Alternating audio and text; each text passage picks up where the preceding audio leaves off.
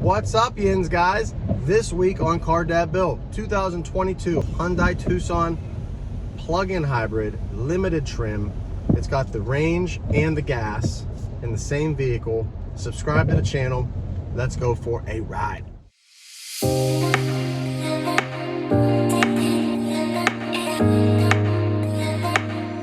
First impressions of the Tucson plug-in hybrid. And I love the plug-in hybrid idea. I talk about that all the time. I've gotten so many plug-in hybrid vehicles from different manufacturers to drive over the years that they've come a long way. They're not slow anymore. They have decent range. I want more range, and that's one of my cons, and I'll talk about that later. But first impression is that this is a nice looking, usable, functional SUV. So you can get some electric range, you have your gasoline backup, you have lots of storage in the back, and the best part about this vehicle, to me, is the interior. I think the interior is the first thing that catches your eye when you get in this thing. You see how the dash is set up, you see how the instrument cluster is. Everything's very seamless and clean and looks nice, and it's a nice place to be. But let's get to the real review and talk to everything else.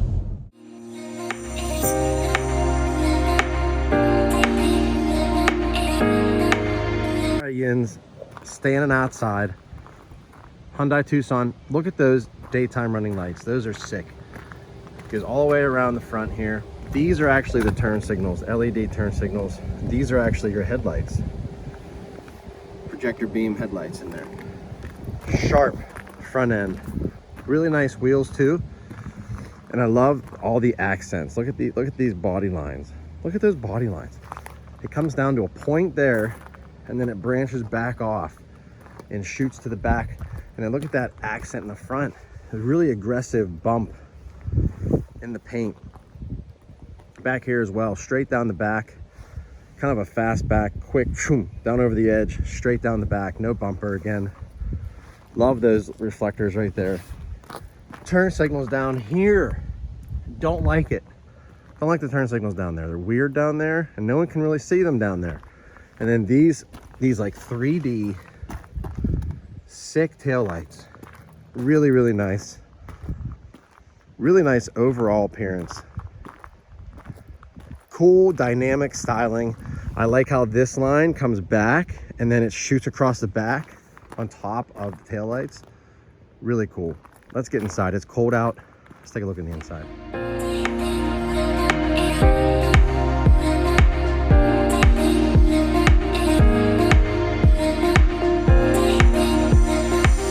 All right, guys, we're inside the Tucson now, and look at that instrument cluster. Tell me that's not dope. Tell me that's not something new that you've never seen before. Just look at the dash overall with that instrument cluster in place. Really nice looking. Love how this wraps all the way around the dashboard, okay? Watch how that goes all the way around the dash. Look how nice the seats are designed. Comfortable leather seats. This, so there's like a soft rubber plastic up here. Then you have your gauge clusters with your vents built in, seamless, comes down the side like a waterfall. Then this is like a hard plastic, and then this is like a material, like a pants material almost, and it goes all the way around on both sides. Love how the seat settings are built into the trim. Simple design. Love the steering wheel.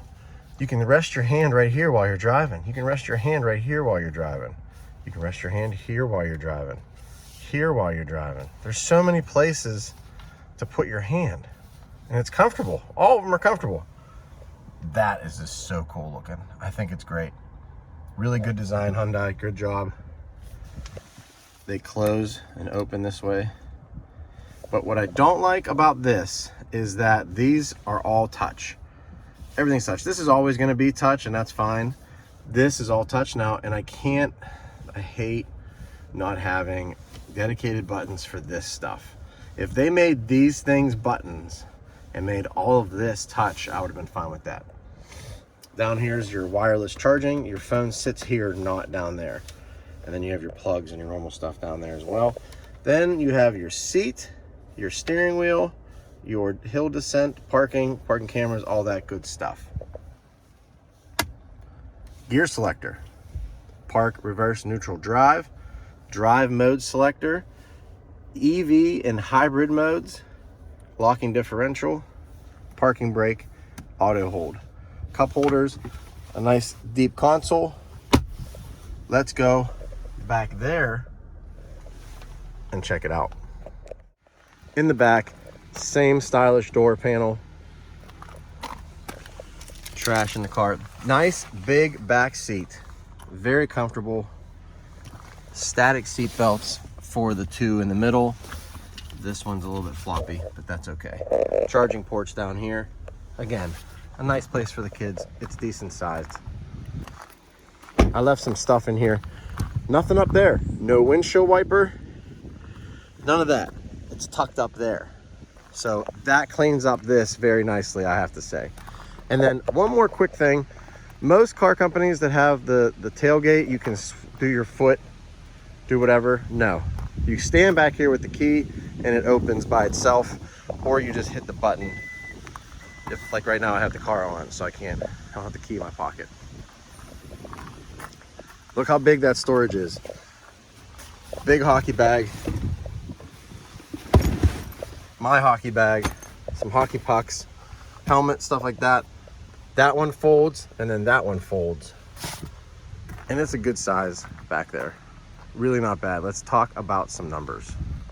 All right, Jens, I want to pull over real quick and go over some of these numbers and options that are on the Tucson before we go for a ride. 2022 Tucson plug-in hybrid limited starts at $35,400. After the options and limited trim, it's at $44,640. It's almost $45,000. It's a lot of money. That's as tested. Now 33 miles EV range after a full charge. Combined with the gas, you're going to get around 400, a little bit less than that. You're going to get like 350, give or take, for your total miles. If you have a full tank of gas and a fully charged battery, that's what you can expect. H-Track all-wheel drive, 261 horsepower combined with that 1.6 liter turbo engine mated to the electric motors gives you that 261 horsepower combined. It's a really cool setup. And like you guys saw with the interior, I like how everything works together. I don't like that there's no buttons down here anymore. This is all gone, but I will admit that the overall interior package looks fantastic and it drives well. Let's get on the road and talk about those pros and cons. Over the pros and cons. First things first, the pro list. And on that pro list is the interior. That hoodless dash or instrument cluster that I showed you guys in the interior is gorgeous. And it was the first thing I noticed, and I don't know why. Maybe because it's unique and it's different, and you don't normally see that in most vehicles. There's a hood, there's something to cover the sunlight from hitting the screen and getting glare and whatnot. But the way that these new touchscreens and the way these new monitors are nowadays, they have like a texture over them, so they don't necessarily get a lot of glare when the sun hits them. So this one stands out, number one, right off the bat. Love that hoodless instrument cluster. Second thing is the power. The power in this thing is amazing. 261 horsepower. It's got to have more torque than that, because when you step on the throttle and it gets into the power range, even just before the power range, you really feel this thing accelerate. It's a torquey feeling, pushes you in the seat, and it was noticed by all my passengers for sure. The EV capabilities, the next thing on my list, mated with the all-wheel drive. Being able to plug it in, being a plug-in hybrid, having 30 some miles of range, all electric with the all-wheel drive, makes for a very satisfying driving experience. I think people are going to notice that more and more as they drive these plug-in hybrids. The driving experience is very pleasant, very satisfying. Driving an electric vehicle with all-wheel drive, you don't get any hesitation. It takes off. You have strong torque. You have linear delivery, and it's very satisfying. Next thing on my list, last thing on my good list, is the driving characteristics. And the more you drive this, you'll notice it. The steering is super direct. The wheels and tires and the suspension system really give a lot of feedback. great highway commuting vehicle, great around town, very, very snappy and fast in the corners. You can really push this thing hard and it doesn't fight back. And that's a lot of fun. I drive to a lot of hockey rinks with my kids. We do a lot of baseball stuff in the summertime. So I have a lot of driving anyway. I sell houses for a living, so I'm driving all the time. That's why it works well for Car Dad Build. But driving these things all the time, you notice little stuff like this Tucson. You would think it's just a boring SUV with plug-in hybrid capability, and for some it might be, but it's got a lot of style. It's fast. It's good cornering. Great brakes with the hybrid technology. The electric range you get. I mean, it's just, that's really my whole spiel on the good side. Let's get to the back. The bad list. The bad list is short and it's sweet and it's to the point. Number one, there's no button. It's all touch. This dash, it troubles me. I need a volume button. I need a track button. I need a fan button. I need an on-off button. Everything else can be touch. Give me those things, those specific things, as a dedicated button or knob that's not going to go away. That would be wonderful. Number two, the price. $44,000, almost $45,000 for a Tucson. I don't know how many folks are going to pay that. I'm sure there's going to be a decent amount, but it is a little bit hefty for a Tucson.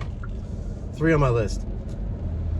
It's kind of a weird quirk, right? But there's no gear selector anymore. It's all these buttons. So where do you put your hand? Where do you rest your hand? I rest it on my water bottle that I always have in the cup holder, but there's nowhere else to rest your hand because they eliminated the gear selector. I know that's dumb. Something I noticed while I was driving. Last thing on my con list is the rear turn signals. Does it drive anyone else crazy that they are placed at the bottom of the bumper? It's like no one can see it behind you unless you're the person right behind. I don't know. I like having turn signals and brake lights higher up in the air so that people can see if you're going to turn. And not just the people behind you, but the people behind them, people off to the side of them. I don't know. The low turn signal light on the back bumper drives me crazy. It's a con. Wrapping this one up this week. Tucson, 22 Tucson Limited plug-in hybrid. I give it a thumbs up because of the usability, the driving characteristics, the speed, the whole package, the interior refinements, the materials used. It just feels upscale. Good thumbs up. Car Dad Build this week. Real cars, real people, real life. Please subscribe to the channel. Thanks for watching. See you guys next week.